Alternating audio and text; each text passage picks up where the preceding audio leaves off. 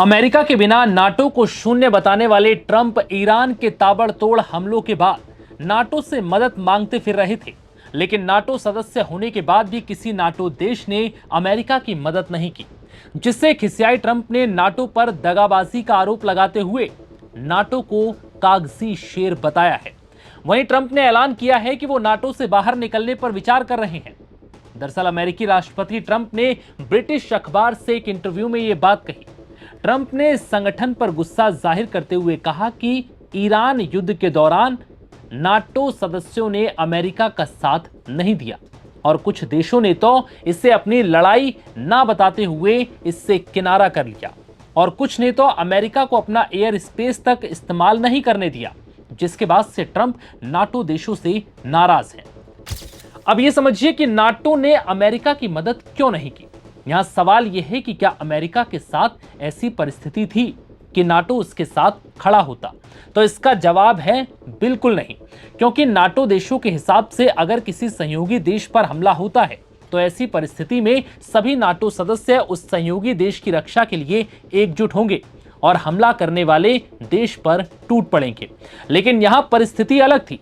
यहां नाटो सदस्य अमेरिका पर कोई हमला नहीं हुआ था, बल्कि अमेरिका ने खुद ईरान पर इजराइल के साथ मिलकर हमला किया था। और जब ईरान ने इसके जवाब में अमेरिकी सैन्य ठिकानों और बेस को निशाना बनाया तो यह जवाबी कार्रवाई थी, कोई अमेरिका पर किया गया हमला नहीं था। ऐसे में ट्रंप किसी भी तरह से नाटो देशों के सहयोग के हकदार नहीं थे। लेकिन ट्रंप ईरान के हमले के बाद से बौखलाए हुए हैं। जिस ईरान को वो चंद दिनों की जंग में ही झुकाने की चाहत रखते थे, वो ईरान अमेरिका से ऐसा लड़ा कि ये जंग 1 महीने से भी ज्यादा खिंच चुकी है। अब हालात ये हैं कि मिडिल ईस्ट में मौजूद कई अमेरिकी सैन्य ठिकानों और एयरबेस को ईरान ने ड्रोन और मिसाइल हमलों में भारी नुकसान पहुंचाया है, जो ट्रंप के लिए किसी झटके से कम नहीं है। यही वजह है कि छटपटाए ट्रंप अब ईरानी हमले के बाद नाटो देशों से अपील कर रहे हैं कि उसकी मदद के लिए सभी नाटो सदस्य देश आगे आए। लेकिन यहां नाटो देशों ने ऐसा करने से साफ इनकार कर दिया और फिर खिसियाए ट्रंप नाटो को ही गरियाने लगे और उसे कागजी शेर बताने लगे। इतना ही नहीं, ट्रंप ने यह भी ऐलान कर दिया कि मुश्किल घड़ी में जिस नाटो ने अमेरिका की मदद नहीं की, उस नाटो के साथ रहने का कोई औचित्य नहीं है।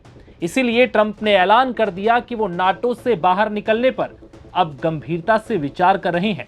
वहीं मार्को रूबियो ने भी साफ किया कि अगर नाटो का मतलब सिर्फ हमारी तरफ से यूरोप की रक्षा करना है, लेकिन जब हमें जरूरत हो तो वो हमें अपने बेस इस्तेमाल करने का अधिकार ना दे, तो ये कोई बहुत अच्छी व्यवस्था नहीं है। अब ये समझिए कि नाटो आखिर क्या है और ये क्यों बना। बता दें कि नाटो यूरोप और उत्तरी अमेरिका के 32 सदस्य देशों वाला एक अंतर सरकारी सैन्य संगठन है, जो 4 अप्रैल 1949 को बना था, जिसमें अमेरिका, ब्रिटेन, फ्रांस, कनाडा और इटली प्रमुख थे। इसका मुख्य उद्देश्य सोवियत संघ के बढ़ते प्रभाव का मुकाबला करना और सदस्य की सामूहिक रक्षा करना था। अगर नाटो के किसी भी सदस्य देश पर हमला होता है तो यह गठबंधन के सभी सदस्य देशों पर हुआ हमला माना जाएगा। नाटो एक बहुराष्ट्रीय बल है जिसमें 40,000 से ज्यादा सैनिक हैं। इस बल का उपयोग मानवीय उद्देश्य के लिए कई बार किया जा चुका है। 2023 तक नाटो सदस्य देशों की संयुक्त सक्रिय सैन्य बलों की अनुमानित संख्या 33 लाख के आसपास थी। इनमें से लगभग 42% अमेरिकी सेना की थी। तुलना के लिए कुल सैन्य बलों की संख्या के हिसाब से दुनिया की सबसे बड़ी सक्रिय सेना चीन की है, जिसकी संख्या 20 लाख है। ऐतिहासिक रूप से नाटो के बाकी देशों की तुलना में घरेलू रक्षा पर अधिक खर्च करता है अमेरिका। मुद्रास्फीति को समायोजित करने के बाद 2023 में अमेरिका के अलावा अन्य नाटो देशों का कुल रक्षा बजट खर्च $445 बिलियन था। उसी वर्ष अमेरिका का कुल घरेलू रक्षा खर्च करीब $949 बिलियन था। अब सवाल यह है कि अगर अमेरिका नाटो से बाहर निकलता है तो फिर नाटो का क्या होगा?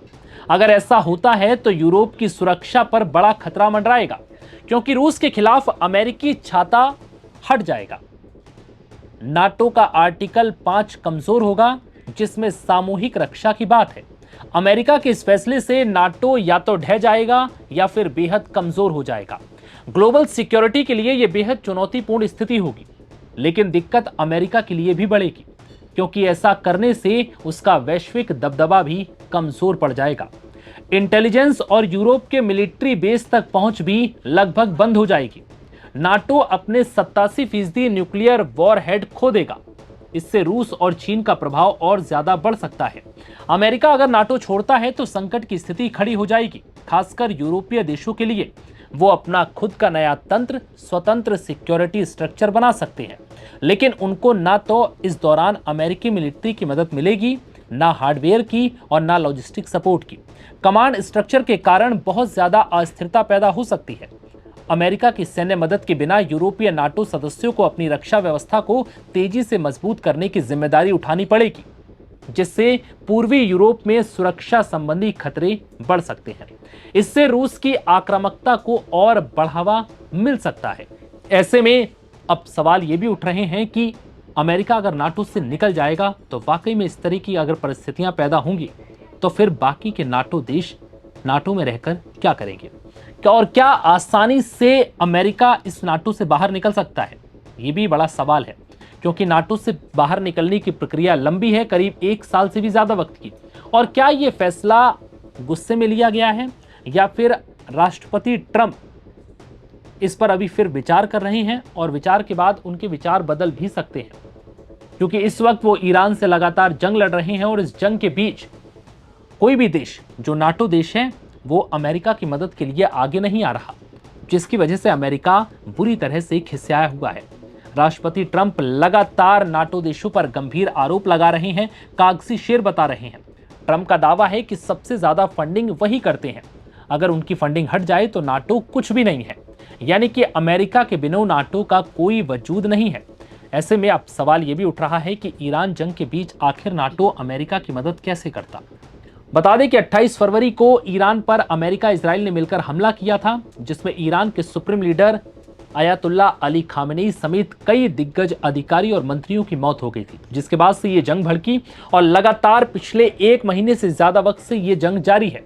अमेरिका इजराइल मिलकर ईरान के कई सैन्य ठिकाने, लगभग ईरान में मौजूद उनकी हर मजबूत स्थिति को कमजोर कर चुके हैं।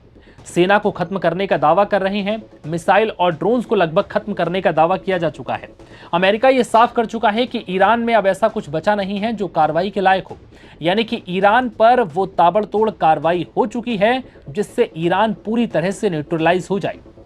ऐसे में अब अमेरिका की अगली कार्रवाई क्या होगी, ये भी बड़ा सवाल है। फिलहाल इस वीडियो में इतना ही। इजाजत दीजिए, नमस्कार।